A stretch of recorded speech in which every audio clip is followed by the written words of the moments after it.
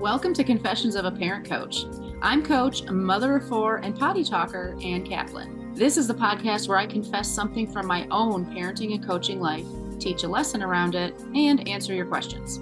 Even we parenting experts are far from perfect, and the real magic happens when we get down with all that imperfection. We get into the gritty side of parenting here, so earbud up and dive in.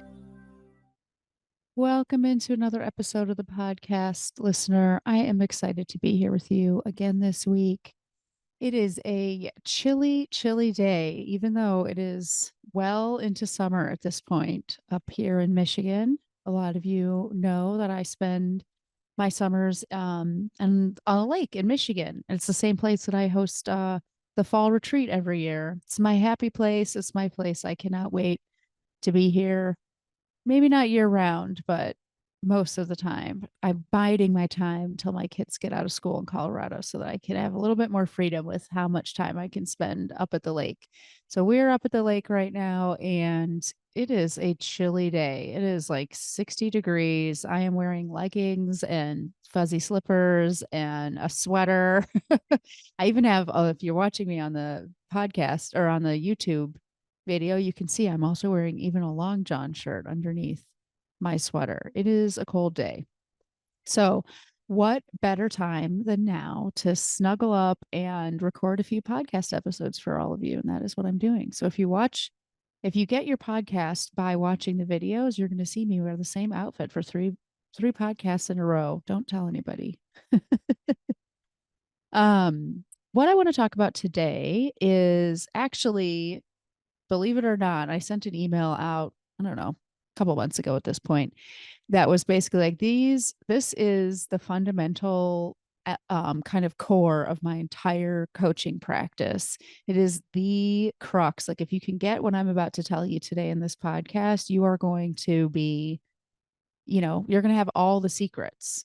And that's kind of my confession for you today. Like the actual fundamental elements of my job, my business is based on something so core and crux and graspable and simple that sometimes it feels almost like I'm cheating by creating a career around this stuff because on paper, this stuff is so simple that we should be able to just understand these four things that I'm going to tell you, and that is going to shape and create all of our parenting. And there you go.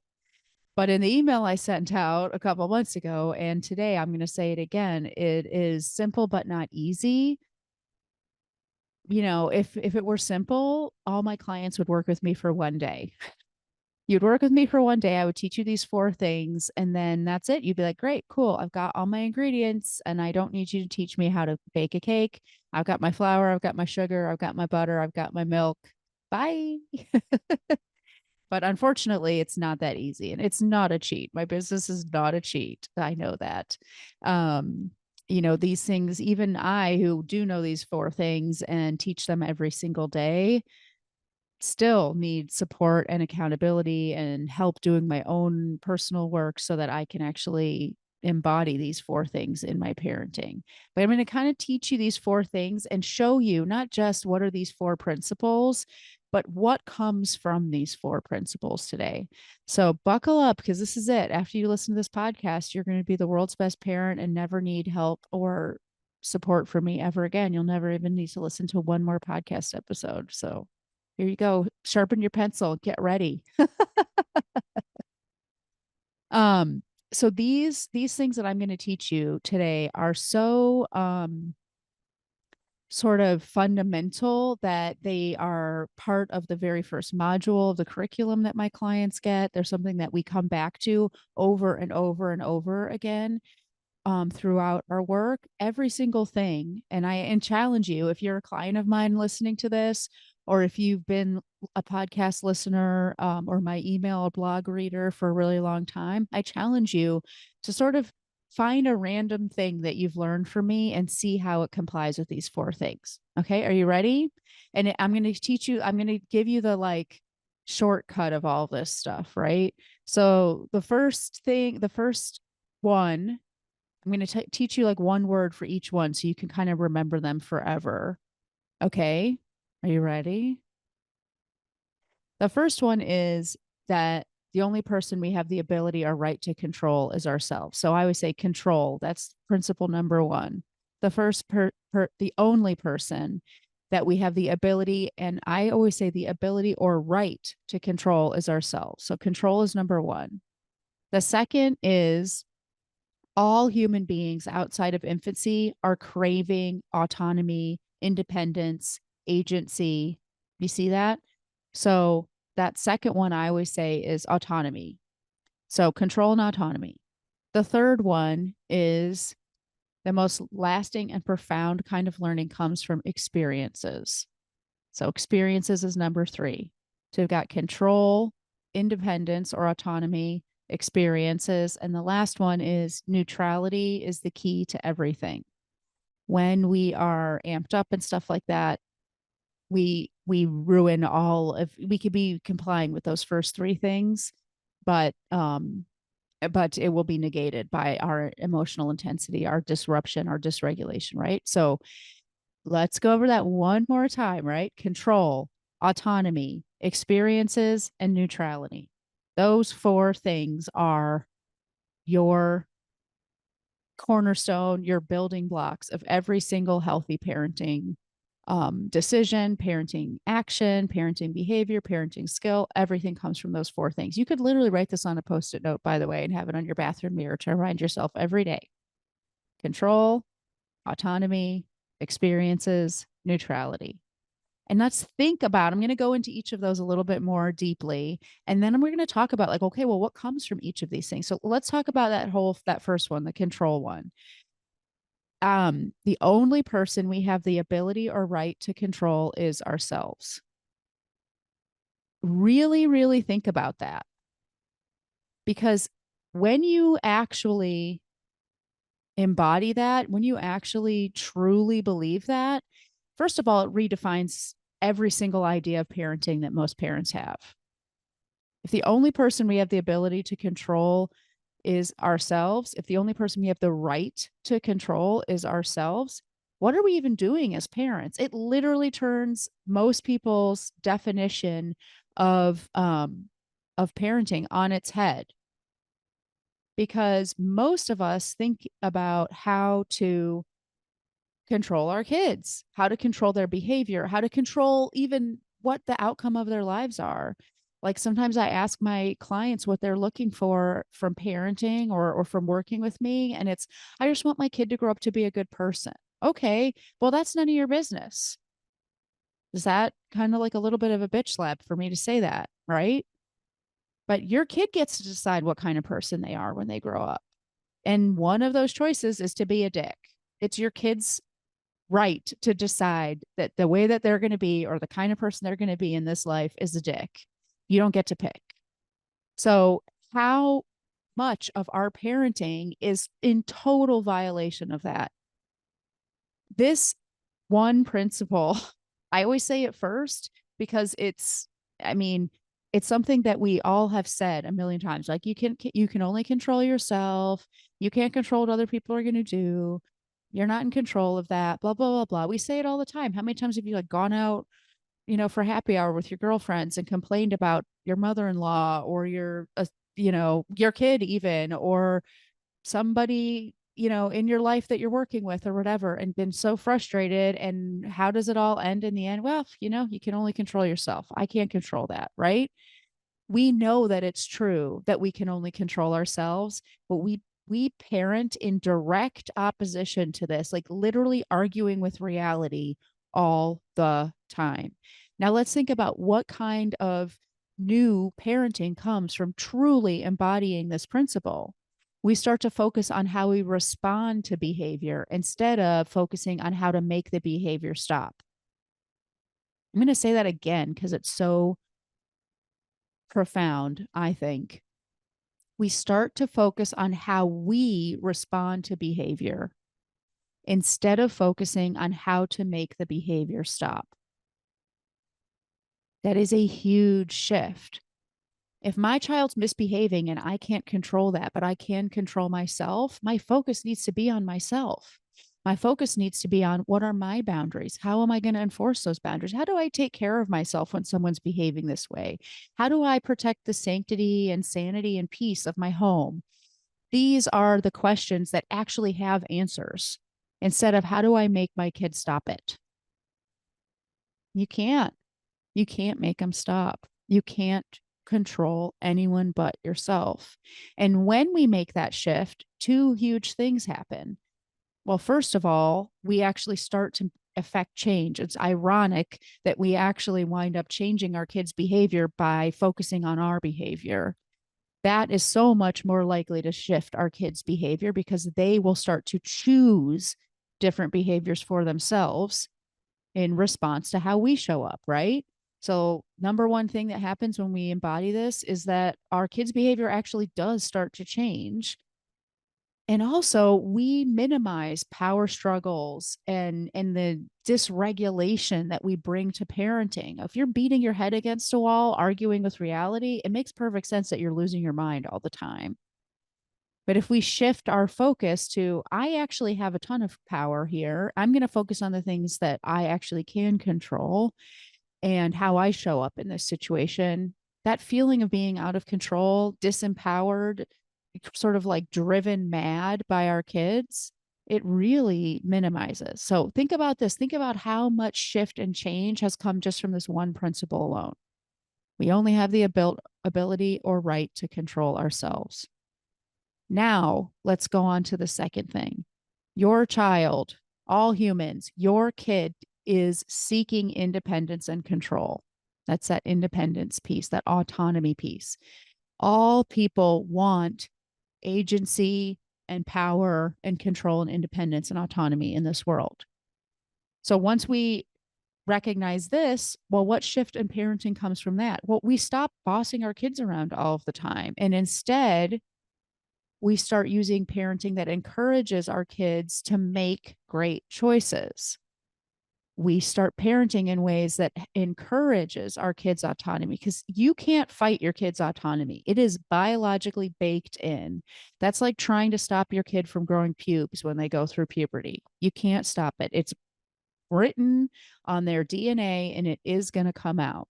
So if our parenting is about taking away kids' control, taking away kids' autonomy, we can't do it. All we're doing is forcing them to be rebellious in ways that are not healthy so that they can feed that need for independence and autonomy. But if we parent in ways that honors who our kids are and honors the needs that they have for autonomy and agency, things change so much. We wind up experiencing more cooperation from our children. We actually wind up having a lot more influence over them because we are not negating their very being by the way we show up. Because we are honoring who they are. For example, I mean, the most classic, simplistic example of this is a classic Love and Logic example. Which do you think is going to go better with a toddler saying, put your coat on? Or do you want to wear your coat or carry your coat today? Some of these things seem like lofty concepts, right? And then we boil it down to a really simple example and it's like, oh, right. That's a way, that's a parenting in a way that encourages my child's autonomy instead of negates it. Instead of saying put your coat on, I'm saying, would you rather wear your coat or carry your coat? That's all. There's still a boundary there. The coat is coming.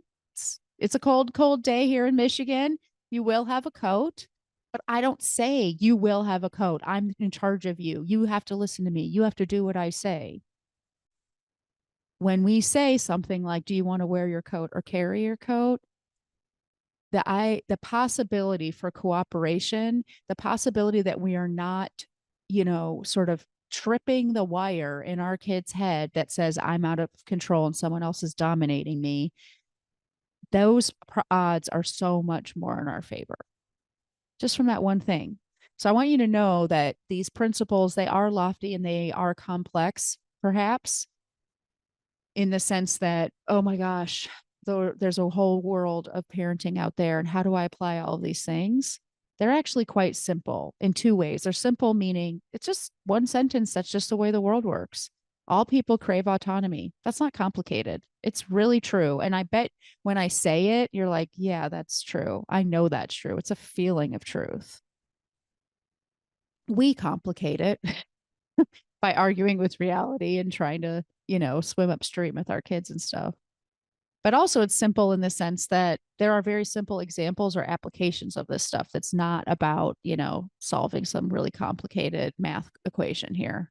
It's really how can I set a boundary with my child that incorporates agency and choice? Oh, give them a choice. Give them two choices instead of telling them what to do. Or another love and logic tool is using the enforceable statements. That's a really great way to wordsmith your boundary with your kiddo and have it be much more well received. I'm happy to read that story to you as soon as you've, done your chores, instead of, no, I'm not reading a story to you. You didn't do your chores today. You have to do your chores. Do your chores first. Do your chores. Do it, do it, do it, do it, do it. Right? There's agency and autonomy and choice built in to effective parenting. Okay, so let's talk about that third principle that I said. Your kids' most lasting and profound learning comes from experiences. This is profound because we spend so much of our time as parents trying to discipline and parent. If you listen to the most recent episode of the podcast, I talked about parenting from the couch, right? We spend so much of our time as parents trying to discipline our kids or enforce our boundaries verbally, which leads us to repeating ourselves, which leads us to losing our tempers, which leads us to our words falling on deaf ears, which leads us to use all of our words to manage and control our kids and none of our words to just connect and be with them. If we really embody the fact that our kids' learning comes from experiences, talking doesn't teach, all of a sudden we start using way more effective parenting strategies. We start to enforce our boundaries with natural consequences instead of reminders. We stop negotiating with kids. We walk away when things are, disrespectful and things like that, because each time that we give our child a consequence, we enforce a boundary with action, we are engineering an experience for our child, and that is what they learn from. And that last principle, neutrality, is, I like to say, like, that's the glue that holds all the other three together. Our emotional intensity will trump and override anything else, any other lesson our kid was going to get, any other priority they have. So I'm getting ready to record another episode about picky eating, and that's a huge example where neutrality is huge, because toddlers are so, especially toddlers, but this is true for all kids, and there are picky eaters of every age, but toddlers especially are so focused on feeling independent and that emotional connection piece. They're individuating at a time when it's like, I need both. It's a very, very fundamental time. I need to feel connected and close with my mom or my parent or my dad or whomever. I need that. I'm still just 2-year-old, right? But I also desperately need to feel like I'm a separate individual from you.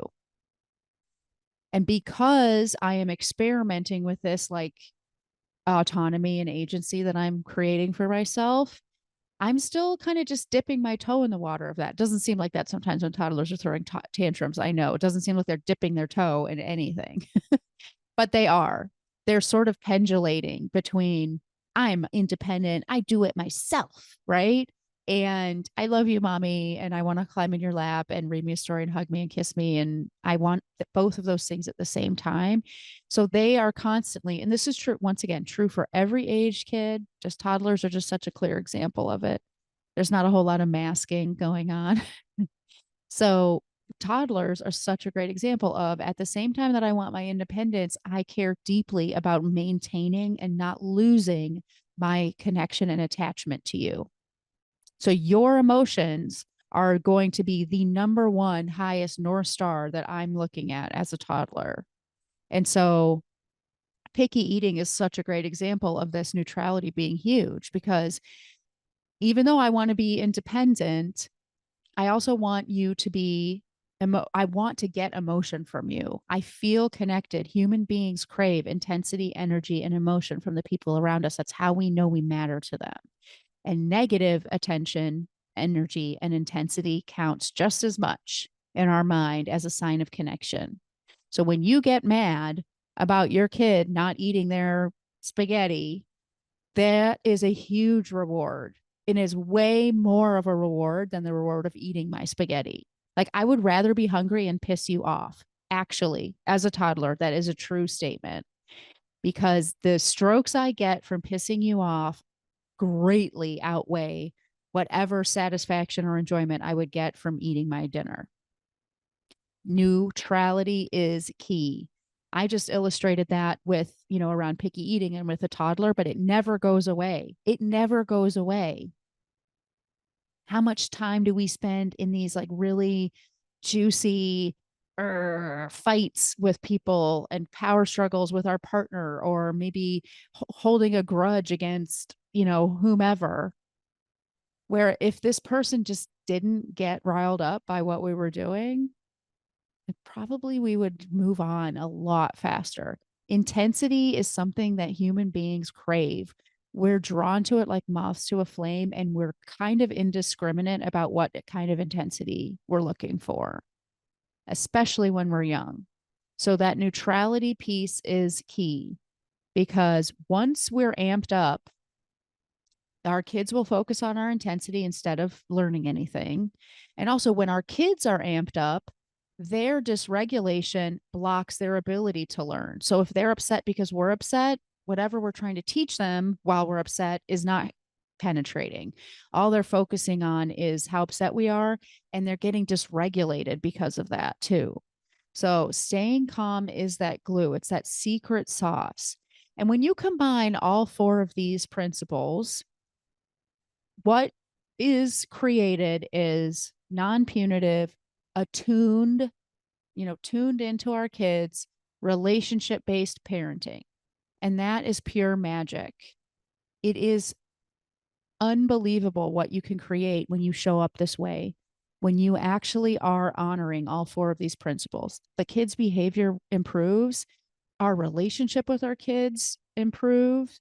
And I'm telling you right now, and this is not hyperbole, the kind of parent-child relationship you could be creating with this kind of parenting, it's the stuff that people think is imaginary. It's the stuff that people think, it's just a pipe dream.